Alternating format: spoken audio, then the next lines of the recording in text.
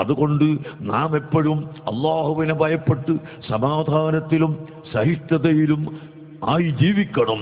നാം ഒരിക്കലും അഹങ്കരിക്കുകയോ ആഹ്ലാദം അമിതമായി പോവുകയോ ചെയ്യാൻ പാടില്ല.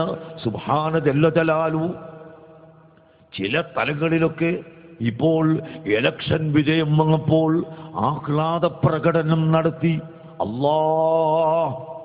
എന്താണതിൻ്റെ ഗൗരവം ചിന്തിച്ചു നോക്കുമ്പോൾ യുസ്ബിഹു മുഅ്മിനൻ വയുംസി കാഫിറാ വയുംസി മുഅ്മിനൻ വയുസ്ബിഹു കാഫിറാ. രാവിലെ മുഅ്മിനായവൻ വൈകുന്നേരമാകുമ്പോഴേക്ക് കാഫിറായി പോവുകയും വൈകുന്നേരം മുഅ്മിനായവൻ രാവിലെ ആകുമ്പോഴേക്ക് കാഫിറായി പോവുകയും ചെയ്യുന്ന കാലഘട്ടം വരുമെന്ന് നബി സല്ലല്ലാഹു അലൈഹി വസല്ലം തങ്ങൾ പഠിപ്പിച്ച കാലം ഇത് തന്നെയാണോ എന്ന് ചിന്തിക്കുകയാണ്. ആലിമീങ്ങളെ ചീത്ത പറഞ്ഞാൽ, മുതഅല്ലിമീങ്ങളെ ചീത്ത പറഞ്ഞാൽ കാഫിറായി മുർത്തദ്ദായി പോകുമെന്ന് രിദ്ദത്തിന്റെ കിതാബിൽ, ചെറിയ കിതാബുകളിൽ വരെ നാം പഠിച്ചിട്ടില്ലേ?